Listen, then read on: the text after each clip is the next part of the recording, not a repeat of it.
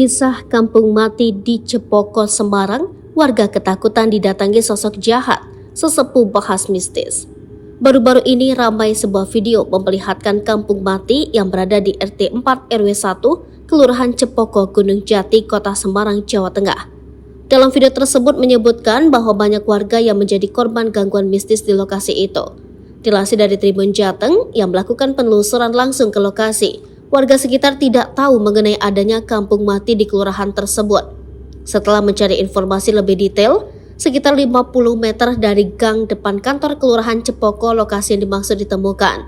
Saat tiba di lokasi yang disebut kampung mati, terlihat belasan rumah yang sudah tak berpenghuni. Rumah-rumah itu memiliki desain yang megah, jauh dari dekorasi bangunan lawas yang khas terbuat dari dinding kayu.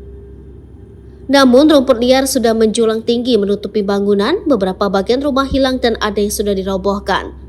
Di antara belasan rumah tersebut, ada satu rumah di sekitar lokasi yang digunakan aktivitas bisnis grosir gas LPG. Juga satu rumah di sebelahnya yang digunakan pengolahan pupuk kandang. Warga Cepoko Raya, Eri, mengatakan kawasan tersebut bukanlah kampung mati seperti informasi yang tersebar di beberapa video. Menurut Eri, dahulu lokasi itu sebagai tempat bisnis properti. Musanusi, satu di antara pekerja yang ikut membangun rumah tersebut, mengaku kaget saat mendengar bekas proyek rumahnya kini disebut sebagai kampung mati. Ini harus diluruskan, jadi bukan kampung mati. Dulunya memang ada aktivitas di situ, ada yang menghuni, tapi bukan berarti kampung mati, ucapnya. Menurutnya, dahulu lokasi tersebut menjadi kompleks perumahan golongan menengah yang dibangun sekitar tahun 1980-an.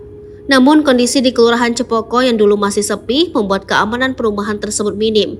Alhasil banyak terjadi penjarahan yang membuat penghuni rumah satu persatu berpindah. Musanusi menambahkan kawasan perumahan tersebut mulai kosong sekitar tahun 2000-an. Sejak saat itu lokasi perumahan tidak dihuni hingga sekarang. Musanusi menampik jika perumahan tersebut sebagai tempat angker. Menurutnya warga sekitar tak pernah menjadi korban teror seperti yang tersebar di media sosial. Sesepuh Kelurahan Cepoko, Suharno, juga membantah kawasan tersebut sebagai lokasi yang mistis. Dirinya belum pernah mendapat laporan warga mengenai teror kemistisan di lokasi tersebut. Ia menjelaskan pengosongan rumah di lokasi tersebut merupakan imbas dari kasus pencurian yang membuat warga di sana tidak betah. Itu faktor keamanan, bukan karena faktor mistis atau apa menurut saya. Dulu sering kemalingan, ada saja yang dicuri, dan lama-lama kan warga nggak betah, terus ditinggal penghuni. Dan setelah ditinggal terus kosong, perawatan diserahkan ke orang-orang, ternyata malah semakin menjadi yang punya rumah tidak kerasan terangnya. Download Tribun X sekarang, menghadirkan lokal menjadi Indonesia.